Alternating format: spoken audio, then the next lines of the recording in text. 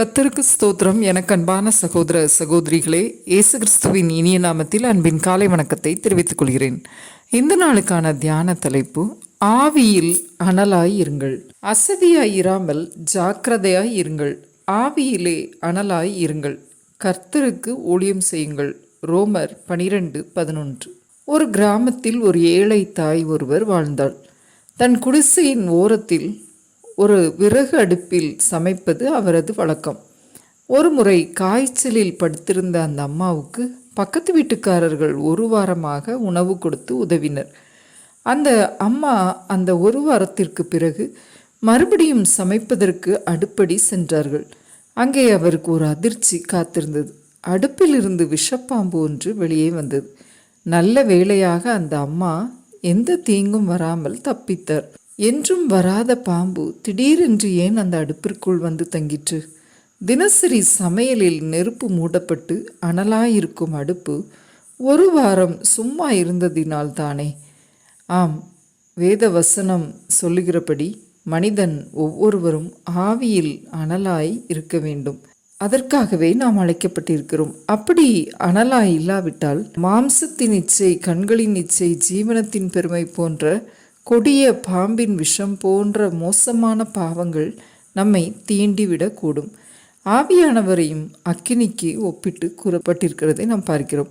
முதலில் சபையில் ஆவியானவர் ஊற்றப்படும் போது அக்கினிமயமான நாவுகள் போல் இறங்கினார் என்று நாம் அப்போஸ்தலரில் வாசிக்கின்றோம். எப்படி நெருப்பானது பட்சித்து எரிக்குமோ அப்படித்தான் நமக்குள் இருக்கும் மாம்ச சுவாபங்கள் ஒவ்வொன்றையும் ஆவியானவர் சுட்டரித்து அதிலிருந்து விடுதலை பெறுவதற்கு நமக்கு உதவி செய்ய வல்லமை உள்ளவராய் இருக்கிறார்.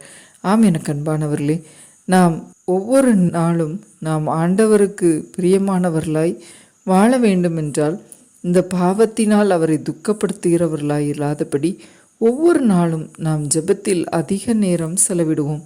ஆவியிலே அனலாயிருப்போம். ஆண்டவருக்கு மட்டும் பிரியமாய் வாழ்வதற்கு அது நமக்கு ஏதுவாய் அமையும். ஆவியில் அனலாயிருக்கும் ஒரு மனிதன் தான் பரிசுத்தமாய் வாழ்வதுமின்றி பிறருக்கும் அந்த அனலை கொடுக்கிறவனாய் இருக்கிறான். வேதத்தில் அப்பல்லோ என்கிற ஊழியரை புதிய ஏற்பாட்டில் பார்க்கிறோம். ஆவியில் அனல் உள்ளவனாய் கர்த்தருக்கு அடுத்தவைகளை திட்டமாய் போதித்தான் என்று வாசிக்கிறோம். ஆம், ஆவியில் அனல் உள்ளவர்களாய் நாம் இருக்கும்போது கர்த்தரின் அன்பு நம்மை நெருக்கி ஏவி நாம் பிறருக்கு அந்த அன்பை சொல்லாமல் இருக்கவே முடியாது. ஆகவே கர்த்தருக்கு பிரியமுள்ளவர்களாய் இருப்பதற்கு நாம் ஆவியில் அனலாயிருந்து சுவிசேஷத்தை பகிர்ந்து கொடுக்கிறவர்களாய் வாழ்வோம். ஜெபம். அன்பின் பிதாவே, இந்த அருமையான வேலைக்காக உமக்கு நன்றி செலுத்துகிறோம் அப்பா.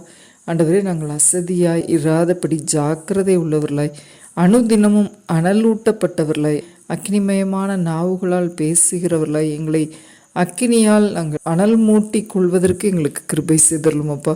தீய பாம்பை போன்ற விஷம் நிறைந்த பாவங்கள் அது எங்களை ஆட்கொள்ளாதபடி அது எங்களை தடுத்து நிறுத்துகிறது. அப்படிப்பட்ட கிருபையை எங்களுக்கு கொடுத்து ஆசீர்வதித்தரலும்.